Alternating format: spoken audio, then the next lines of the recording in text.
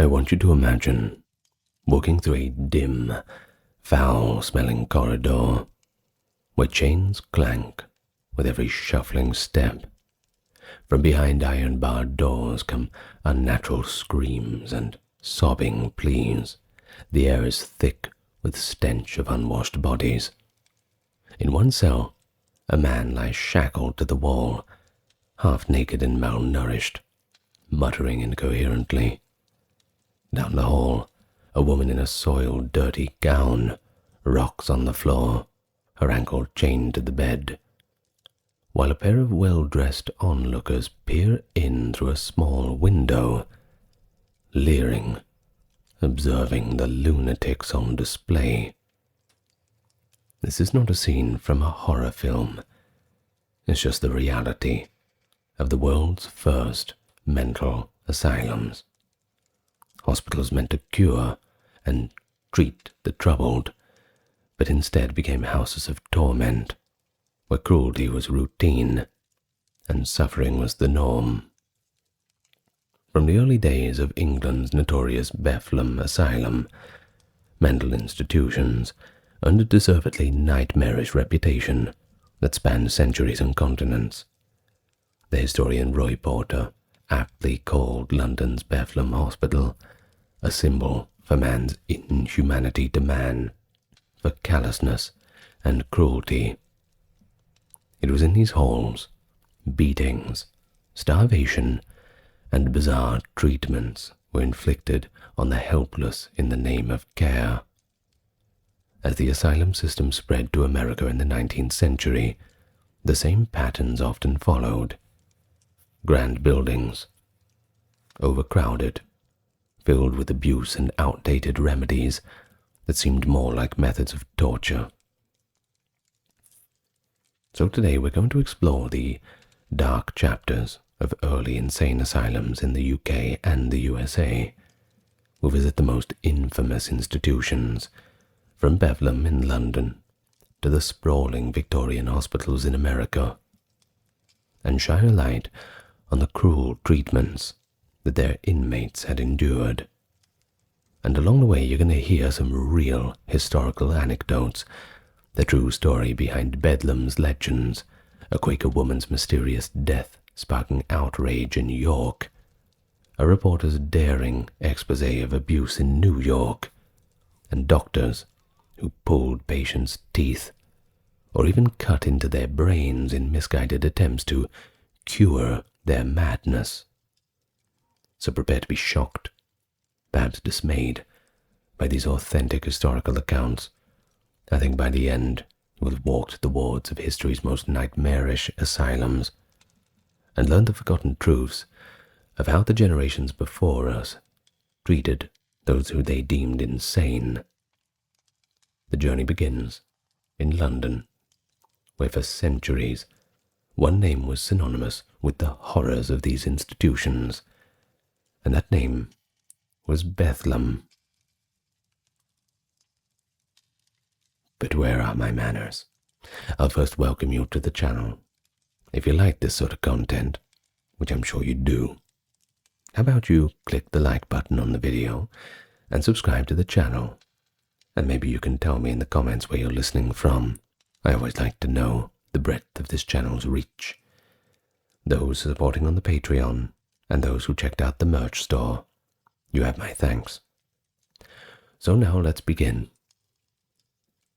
The story of institutionalized cruelty begins with Bethlem Royal Hospital in London, better known by its nickname, Bedlam.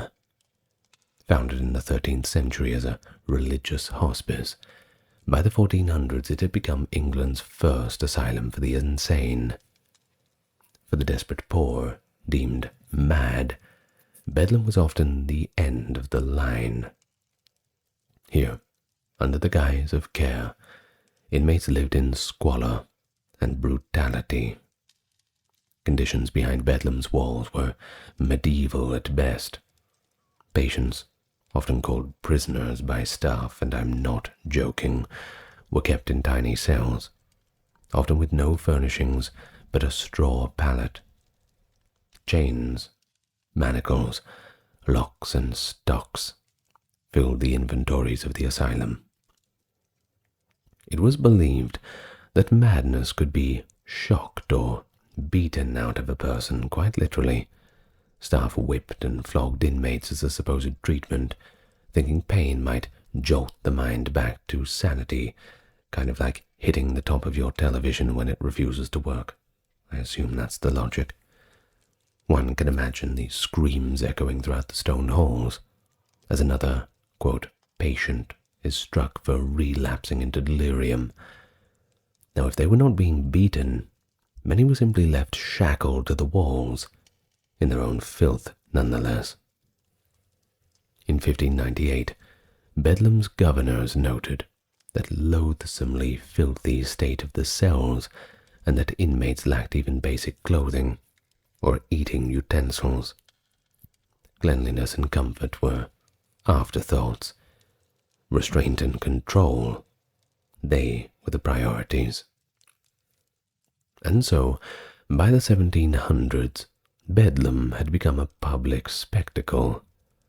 The asylum infamously opened its doors to paying visitors, turning misery into a tourist attraction. Curious Londoners, from ladies and gentlemen to rowdy holiday crowds, wandered the wards, gawking at the lunatics on display. On peak days, hundreds of visitors streamed through the galleries.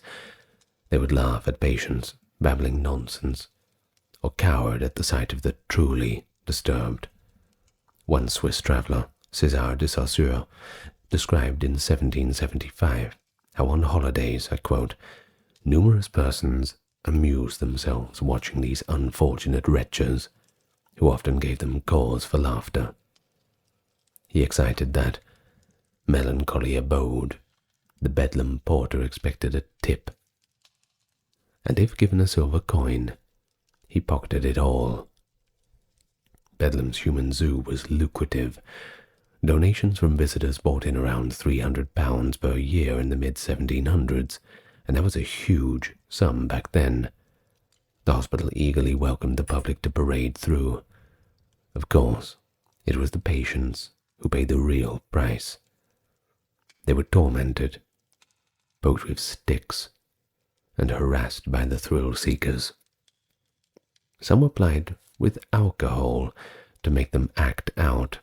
This grotesque voyeurism was condoned because it raised funds, even as it degraded and tormented the very people needing care. Inside Bedlam, outright abuse was frequent. In the late 1700s, the Monroe family of doctors presided over the hospital and kept to a regimen of cruelty. Dr. John Monroe and his son Thomas rejected this new moral treatment, which emphasized kindness and calm, and instead insisted on violent physical remedy. They used spinning chairs to whirl patients at high speed, applied leeches to bleed them, and routinely resorted to starving and beating patients into submission. These practices were widely considered torturous, even in their own time. Under the Monroes, Bedlam also continued to host throngs of sightseers. The doctors even allowed visitors at night for an extra fee to poke fun at inmates chained in their rooms, prodding them with sticks to provoke reactions. Meanwhile, attendants sometimes embezzled food donations, selling off provisions meant for patients, and left the mentally ill, malnourished and starving. Bedlam was also used as a convenient dumping ground for the right price for unwanted relatives or troublesome spouses. They could be committed there on dubious grounds, effectively disappearing into the world of nightmare. One infamous case forced the outside world to actually confront Bedlam's horrors. In 1814, a Quaker philanthropist named Edward Wakefield managed to slip into the asylum and discovered a patient named James Norris in an appalling state. Norris was actually an American member of the Navy who had been locked up at Bedlam for over a decade. Wakefield found him chained upright to a metal bar, a stout iron ring clamped around his neck and attached to a vertical iron rod set in the wall. Iron hoops also encircled Norris's chest and arms, pinning his arms to his sides. He had been kept in this iron harness continuously for about 12 years. Wakefield learned that attendants would sometimes yank Norris's chains and slam him against the wall for their own amusement. For Norris, every day was an unending torment. He could not lie down to sleep. He could barely feed himself. Reportedly, his beard grew long, and his clothes rotted away from his body. He spent day and night fixed in one spot. Man treated worse than a caged animal. When Parliament learned of his plight, it became a scandal, symbolizing everything that was wrong with Bedlam. By 1815, the public outrage over such abuse could no longer be ignored. Investigations into Bedlam and other madhouses uncovered naked, mistreated patients and systematic brutality. One witness described inmates chained to the walls, unwashed and unclothed, treated like wild beasts by thuggish keepers. Bedlam's chief physician, Thomas Monroe, was forced to resign in 1816 for wanting in humanity towards patients. Reform slowly followed. Chains were gradually removed, and scandalized officials pushed for more oversight of asylums. But Bedlam's centuries-long reign of cruelty was not so easily forgotten. The name Bedlam entered the English language as a synonym for chaos and madness, forever linked to the atrocious conditions once inside its walls. But one good thing did come out of it. Bedlam's abuses did spur change. After the 1815 parliamentary inquiry, the British public became more aware of the madhouse atrocities. Other scandals emerged, notably the York Lunatic Asylum. That supposedly respectable York Asylum had been founded in 1777, but by the 1810s, there were rumors swirling of horrific neglect within its walls. In one notorious case, a Quaker woman named Hannah Mills was admitted in 1790 for melancholy. When fellow Quakers tried to visit her, the asylum refused them entry. It was only weeks later that Hannah was dead. Whispers hinted that she had been abused and left to die, a charge that the asylum, of course, denied completely. But before a full investigation could occur, a mysterious fire broke out in 1814, conveniently destroying the asylum's records and killing 4 patients along the way. Many suspected the blaze was deliberately set to hide the evidence of abuse. A local magistrate, Godfrey Higgins, relentlessly pushed for an inquiry, despite the lost records. And it came to light that York Asylum had not allowed independent inspections for years. Witnesses later testified to beatings, SA, and filthy conditions.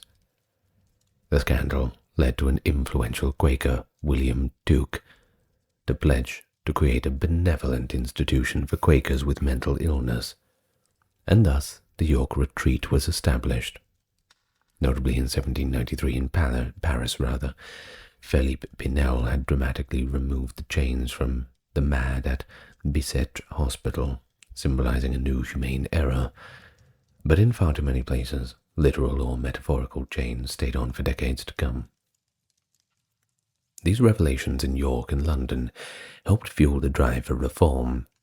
In 1828, Britain passed a law to license and inspect private asylums, attempting to curb the worst abuses. A new generation of superintendents emerged, with genuinely humanitarian ideas. At Lincoln and Hanwell Asylums in the 1830s, leaders experimented with abolishing mechanical restraints entirely. Dr. John Connolly of Hanwell, the large Middlesex County asylum, famously instituted a strict non-restraint policy in 1839. No more chains, no straitjackets, no manacles. Patients were to be managed with gentleness and supervision alone. Remarkably, Connolly succeeded through improved staffing and careful oversight. Hanwell's hundreds of patients were calmed without the whip or the fetter. This was a revolutionary proof that the, quote, mad did not have to be treated like convicts, like they'd done something wrong. And quite soon after, non-restraints became accepted practice throughout England, at least in the well-run public asylums. Visitors to progressive asylums in Victorian times, like writer Harriet Martineau's tour of Hanwell in 1834, noted a few improvements. Patients engaged in work and recreation. They had decent food, too. And that old tradition of brutality was pretty much gone. But the reform was uneven. While some asylums became more humane, others, especially overcrowded, out-of-sight institutions, quietly continued the old practices behind closed doors. The new laws could be skirted or poorly enforced. An 1850s investigator still found padded cells reeking of excrement, and attendants using leather straps to tie patients to bedsteads in certain country asylums. Change came slowly, often only after publicized tragedies. Indeed, the 19th century saw an explosion in asylum population. In 1800, only a few hundred lunatics were confined in all of England. By 1900, 100,000 plus people were living in British asylums, a scale unimaginable in earlier times. That exponential growth often outpaced humane oversight, of course. By the late 19th century, most British asylums had officially banned chaining and whipping, but neglect and overuse of isolation remained problems. So in short, Britain made halting progress. Outrage sparked inquiries. The inquiries led to laws, and more enlightened doctors demonstrated a new and better way. But the dark roots of the system were not so easily dug out. The British experience, a blend of scandal, reform, and relapse, set the stage. Across the ocean, the Americans were watching, and determined to build a more enlightened asylum system.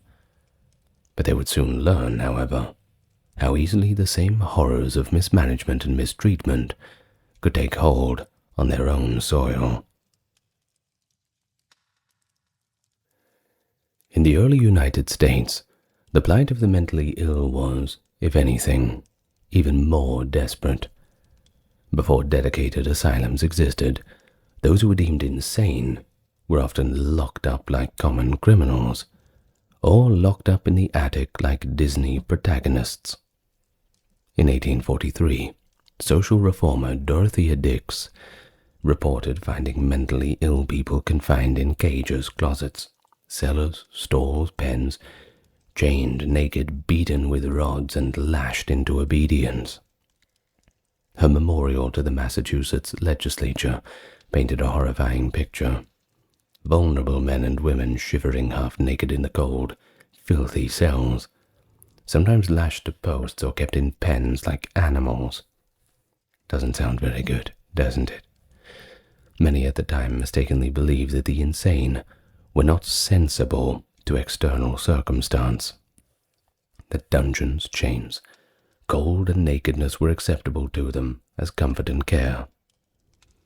Dix forcibly dispelled this myth, insisting that those with mental illness suffered keenly from such mistreatment and deserved proper shelter and compassion. Dix's crusade galvanized Americans to act. They resolved to build institutions that they believed would be a lot more humane, true refuges for healing, rather than those of neglect. And thus began the rapid growth of the American insane asylum in the 19th century. Early efforts were pretty hopeful. In 1773, colonial Virginia had opened its first public system in Williamsburg, and by the 1820s and 1830s, other states followed. Even in America's colonial era, the same voyeurism occurred. The Pennsylvania Hospital in Philadelphia. Lunatics were kept in a basement, and the public could pay a small fee to gawk at them on certain days. Reformers embraced the moral treatment principle from Europe, a regimen of kindness, routine, and productive activity. So they designed asylums to be peaceful havens where disturbed minds could rest and recover. Dr. Thomas Kirkbride of Pennsylvania pioneered a standard asylum template, a grand building in a serene rural setting, with airy wards and sunlit parlors. You know the ones. You've seen them in the movies. Kirkbride's influential design featured a long bat wing, sort of setup, and towering central spires, making many asylums look like castles or even palaces. And by the mid-1800s, dozens of these elaborate hospitals arose across the U.S. landscape. On paper, they were idealistic places offering rest, work, and gentle discipline. In practice, however, many American asylums quickly slid into the same nightmare conditions seen in Bedlam. Patient populations swelled far beyond what anyone had anticipated. For example, the imposing Danvers State Hospital in Massachusetts, opened 1878, was built to house 500 patients amid bucolic hills. But within 20 years, it held over 1,000 of them, crammed into every available space. This overcrowding led to a collapse of humane care. The nationwide trend was similar. In 1850, only a few thousand mentally ill people were in asylums across America, but by 1904, there were 150,000. This ballooning continued into the 20th century, reaching over 500,000 patients in state hospitals by 1950. Such staggering overcrowding virtually guaranteed that many institutions would descend into mere human warehouses rather than curative havens. It was only a matter of time until things fell apart. Like their British counterparts, American doctors often resorted to brutal methods to control patients. Mechanical restraints were ubiquitous. Restraining chairs, handcuffs, chains, and the infamous Utica crib. What is an Utica crib? It's kind of like a coffin-like wooden box with a slatted lid, barely 3 feet wide and 6 feet long.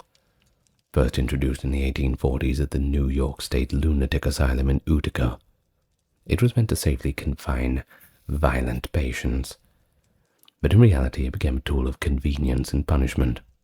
Unruly patients would be shut for hours, even overnight, in these cage beds, unable to sit or stand. Some liken the experience to being buried alive. The cribs were widely adopted by asylums in the US and Canada, despite public criticism. Only in 1887 did Utica's superintendent finally order every crib removed from the wards. By then, countless patients had already known the terror of that boxed imprisonment. Horrible. Absolutely horrible. But even seemingly progressive asylum doctors often inflicted pain. Bloodletting and purging, standard 19th century medical practices, were liberally applied to the mentally ill. In the early 1800s, Dr. Benjamin Rush, revered as the father of American psychiatry, insisted that insanity was caused by congestion of blood vessels in the brain. His remedies included bleeding patients routinely and dosing them with mercury-laced purgatives until they were violently ill. Rush also invented a contraption called the tranquilizing chair, which sounds about as fun as it is. This device, essentially a heavy wooden chair with straps to immobilize the patient's arms, legs, and head, was used to bind agitated patients for hours at a time. It was supposed to physically force calm by slowing the circulation. But in truth, it was just another form of sensory deprivation and punishment. A similar gadget, the gyrator, spun patients on a horizontal wheel to induce dizzying shock. Such methods were used well into the mid-19th century under the guise of curing the illness. But as the decades passed, the optimistic vision of cure gave way to a more harsh reality. Many asylums just became holding pens, more about containment than treatment, keeping the undesirables off the streets. State legislatures chronically underfunded these institutions, leading to sparse staffing and meager supplies. Neglect invited disaster. Patients slept on straw mats in dirty, drafty wards. Disease was rampant. Death rates were high. An inspector in 1880 found the asylum in Milledgeville, Georgia, had 50 patients packed into a single room, many lying in their own filth. At Blackwell's Island in New York, the city's public insane asylum, conditions were exposed by undercover reporter Nellie Bly as nothing short of hellish. Bly feigned insanity in 1887 to get committed to Blackwell's. Now how brave is that? And then her published account, 10 Days in a Madhouse, shocked the entire nation. She found rotting food, ice-cold baths, and casual violence on the women's ward. Patients were forced to endure freezing baths, and then put to bed soaking wet, shivering until they almost froze. Many women at Blackwell's were not actually insane at all, merely poor or just foreign-born, yet they were treated with cruelty. Bly described nurses choking or beating patients for minor infractions. One delusional woman who begged, "For God's sake, ladies, don't let them beat me," was grabbed by her hair by a nurse, dragged shrieking from the room, later found tied up in a straitjacket. Inmates who dared complain about the freezing temperatures or abusive attendants were threatened or struck. Bly wrote, "I have seen patients dashed headlong onto the floor, and others given black eyes that the nurses blithely explained away." Food consisted of spoiled meat, gristly soup, and bread that was little more than dried dough, so vile that many just went hungry. Bly's courageous exposé revealed that the American asylum systems could be just as abusive as the old Bedlam. Despite all the rhetoric of reform, it was all a lie. Her articles prompted a grand jury investigation and some immediate changes. More funding. A couple people got fired, sure. But the deeper problems of a rotten system were harder to remove. Now, if you'll permit me to step back for a moment, I'm going to go into storyteller mode, describing the day in a lunatic ward around 1880. A little bit of a departure from the history, but it's a good way to introduce this section. A cell door creaks open at dawn. The attendant clangs a metal cup against the bars to rouse you, and dozens of other patients on the ward. You sleep on a straw-filled mattress on the floor, with only a threadbare blanket. The air is frigid. There's no heating for the insane. Shivering, you line up with the others for breakfast. In the dining hall, bowls of thin oatmeal await. It's burnt, no flavor. The bread's black and hard, but if you don't eat it quickly, the nurse might yell or shove you. One woman refuses her food. She's wrestled to the ground, force-fed through a tube. After this meager meal, there's not much to do. You spend the morning sitting on a hard bench in a barren day room. Some patients mumble to themselves or pace back and forth endlessly. A man from across you screams periodically. An aide tries to put him into a restraining chair until he quiets. Another patient won't stop sobbing. Two attendants drag her down the hall for an icy shower treatment. Her pleas echo as she's doused with the freezing water. By the afternoon, the ward reeks of the unwashed. There are no activities or therapy, only endless hours of dull confinement. An older patient approaches an attendant to ask for a clean shirt. He's told to shut up and shoved away. Any small misbehavior might earn a slap or a day in the mania room, solitary confinement. Nights are the worst of all, though. In the darkness, the ward fills with cries of distress. Some patients rattle their chains or bang on their doors. You curl up on your straw pallet, still damp from the earlier bath. Try to block out the sounds. Sleep comes, fitfully, if it comes at all. In a few hours, the cycle of misery will begin again. Good night. Sleep tight. So by the dawn of the early 20th century, massive asylum complexes dominated the approach to mental illness in the US. Nearly every state had one or more large hospitals for the insane, often overcrowded and isolated. Behind their high walls, outdated and dangerous treatments continued to proliferate. Doctors kept experimenting with new cures that now sound utterly ghastly. In the 1910s, Dr. Henry Cotton at Trenton State Hospital believed mental illness was caused by hidden infections in the body. Well, what was his solution? Surgically remove the body parts. Over several years, Cotton and his staff extracted thousands of teeth from patients, often every single tooth in their mouth, convinced that infected teeth caused madness. When that failed to cure them, they moved on to tonsils, colons, gallbladders, ovaries, any organ they suspected of harboring infection.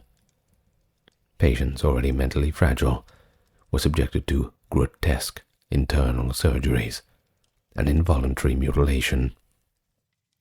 Not surprisingly, many died from these procedures, and most of the rest never improved. For a time, Cotton claimed high cure rates and was hailed as a pioneer, even as his hospital wards turned into operating theaters of horror. Likewise, American asylums were early adopters of shock therapies. By the early 1930s, desperate to manage unruly patients in cramped wards, psychiatrists tried inducing seizures or comas as treatment. They injected insulin to cause daily coma seizures, or metrazole to trigger violent convulsions. Treatments that often led patients with broken bones and terrified of the next session. Soon after came the ultimate brutality of the cure, the lobotomy. First performed in the US in 1936, lobotomy involved cutting or destroying parts of the frontal lobes of the brain. Dr. Walter Freeman's infamous transorbital lobotomy, hammering an ice pick through the eye socket into the brain, was fast. It could be done on a ward with a few resources. He traveled to asylums, performing dozens in a day. By the late 1940s, tens of thousands of asylum patients had been lobotomized. Some did become docile, but only because they were left with the intellect and personality of an infant. Others suffered seizures, paralysis, or death. Lobotomy is now regarded as one of psychiatry's most barbaric mistakes. Even after the Second World War, appalling conditions persisted in some asylums. In 1942, for instance, 2 attendants at a New York State hospital were arrested for beating and abusing patients, one of the first times employees faced criminal punishment. Yet such accountability was the exception, not the rule. In 1946, Life magazine ran a searing expose titled Bedlam 1946, revealing abuses at 2 large state hospitals, Pennsylvania's Bibry Asylum and Ohio Cleveland's State Hospital. Photos show naked, emaciated men huddled in filthy wards, scenes indistinguishable from cattle pens. Patients lie on bare floors in their own waste, while overwhelmed staff looked on indifferently. These images horrified the American public and showed that little had changed in the worst institutions despite a century of what people thought was progress. It was a final straw.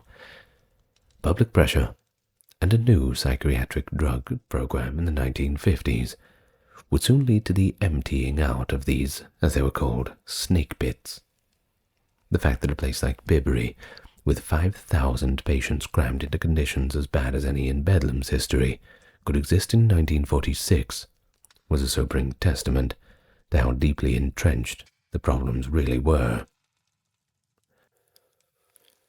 The voices of the patients themselves began emerging in the early 20th century, confirming the abuses from an insider perspective.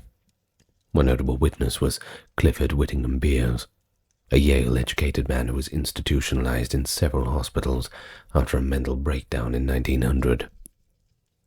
Beers endured and observed cruelty firsthand, and later recounted it in his 1908 autobiography, A Mind That Found Itself. In one private sanatorium, when he began wanting to take his own life, the staff's solution was not compassionate care, but brutal restraint. He describes how at night his attendants would lock his hands into a muff, a restraining device that imprisoned both hands in a rigid leather pouch, and tie it to the bed to prevent self-harm. To him this was a detestable form of restraint which amounted to torture. By day, if he did not obey orders, he was roughly overpowered by 2 attendants, who would pin his arms and forcibly compel him to comply.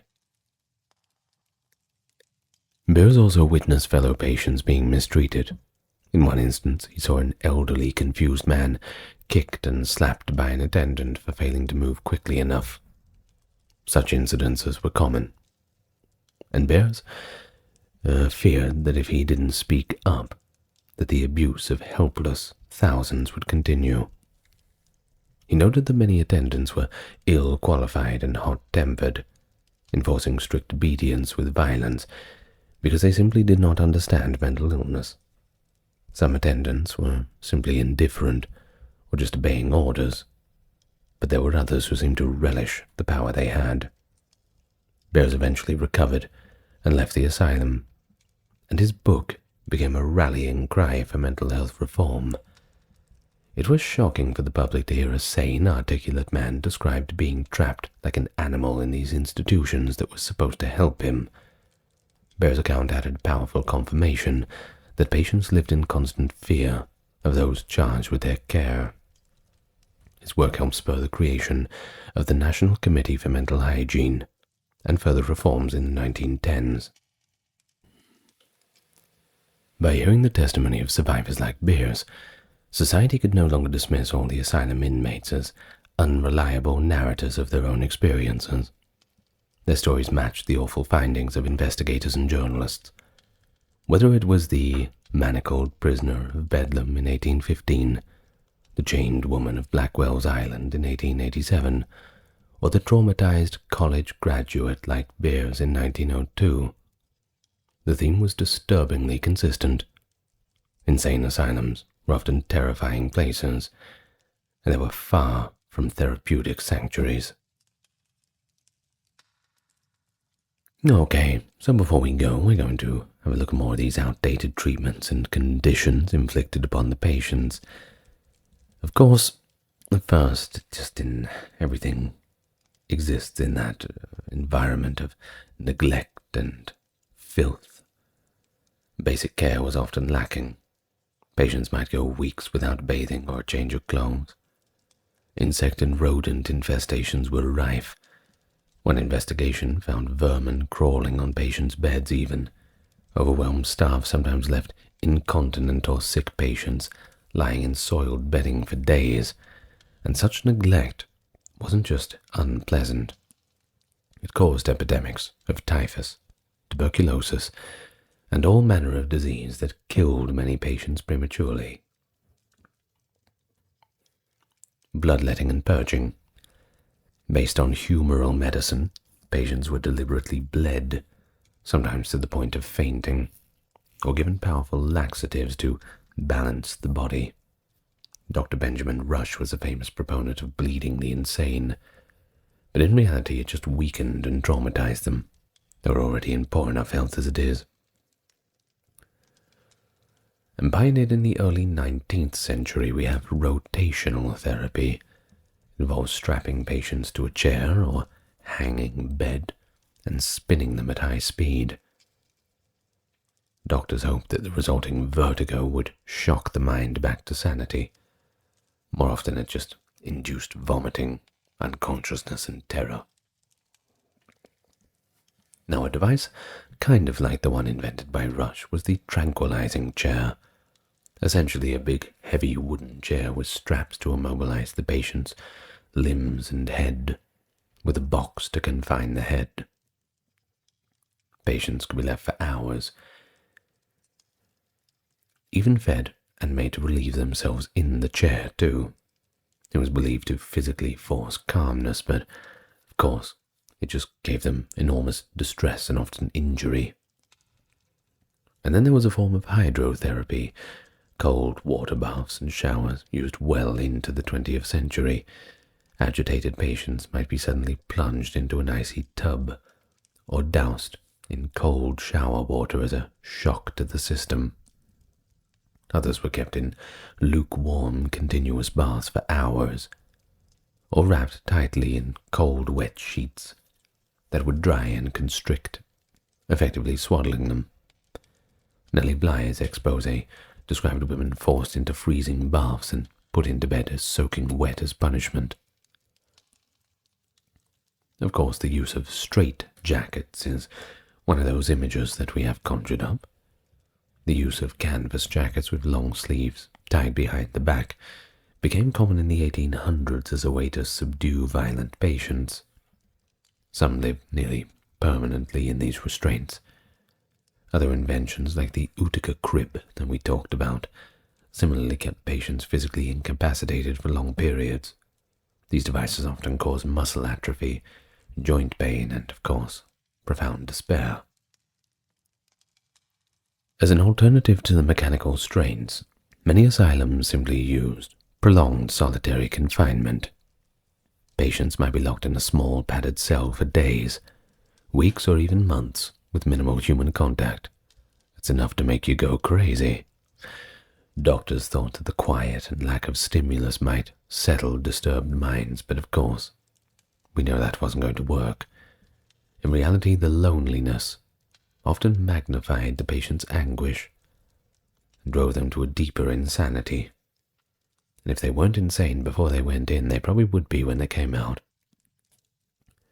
Of course, before modern antipsychotics, asylum doctors relied heavily on sedatives, there being opium, chloral hydrate, bromides, and later barbiturates, to knock patients into submission.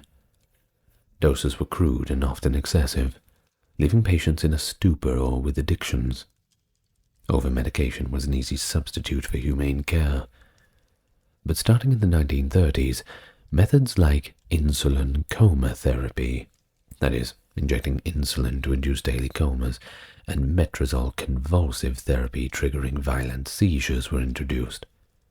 While a few patients showed improvement, many others suffered broken bones and brain damage. The treatments provoked terror. Patients often begged to skip the next session. But the crescendo, of course, was lobotomy. Introduced in 1935, the surgical destruction of brain tissue to dull emotions. Doctors would literally cut the neural connections of the frontal lobes. In the 1940s, tens of thousands of asylum patients worldwide were lobotomized. Some became docile, but at the cost of personality and intellect. They were empty shells. Many others were left blunted, disabled for life. Lobotomy has since been condemned as one of the worst medical mistakes in history. So really, to sum up today, I suppose the tale of the early insane asylums is grim and ironic. Institutions meant to heal, instead often harmed. But it is one that we have to confront to understand the progress of psychiatry and, in general, human rights. In the span of 2 centuries, society went from chaining mentally ill individuals in dungeons to seeking more compassionate, scientific treatments, however imperfect they may be. The patients suffering in Bedlam's fetters and Blackwell's locked wards, it wasn't all in vain. Their plight eventually stirred conscience and reform. Dorothy Dix's crusades, Nellie Bly's revelations, and the courage of whistleblowers like Wakefield and Beers helped turn the tide by forcing the public to see what was happening behind the asylum walls. Gradually, laws were passed to inspect institutions, limit restraints, and fund alternative care. By the 1960s, the introduction of effective psychiatric drugs and the growing public condemnation of the conditions led to deinstitutionalization, the mass release of patients and closure of many old hospitals. The brick wards that once held thousands now stood empty or were demolished. It's telling that the chief victims of the asylum abuse were society's most vulnerable, the poor and marginalized, who had nowhere else to go. Wealthier people could often keep afflicted relatives at home or in genteel private sanatoriums, thus sparing them the worst of the indignities. Walking through the overgrown ruins of a place like Danvers State Hospital, or visiting the preserved former cells today at Bedlam Museum, one can't help but feel a chill. The voices of the past, the screams, the pleas, and the silent tears, they still faintly echo. They urge us to remember the humanity of the vulnerable. The crumbling walls of Danvers State Hospital or the preserved cells of Bedlam's Museum still stand as a memorial to those who suffered. And even today, the word Bedlam survives in our own language to mean chaos, a linguistic ghost of the real legacy. Well, thank you very much for listening and joining us today. It's been a bit of a grim one, but I think we had fun. I don't know, did we? Maybe we did. At least we learned something. Well, I will thank my top-tier patrons and supporters on YouTube and Patreon. Dark, Kimberly, Christine, Sally, Amber, Susan, Cameron, Legitmus, Carrie, Charlene, Lynn, Therese, Katiana, Nicholas, Ulfinir, Alexander, Charles, Christine, Dr. Neuro Nerd, Erin, Jaden, Jim, Jeffrey, Jessica, Madeline, Melissa, Orthodox Review, Scott, Stark Factory, Shell, Wendy, Josie, Sarah, Ryan, Thor, Cameron, Stefan, Kevin, HMSHH, Crystal, and Talbury. Thank you so much. And I will see you in the next episode, I suppose. Do we call them episodes? I don't know. Either way, thank you for listening, and lots of love to you all.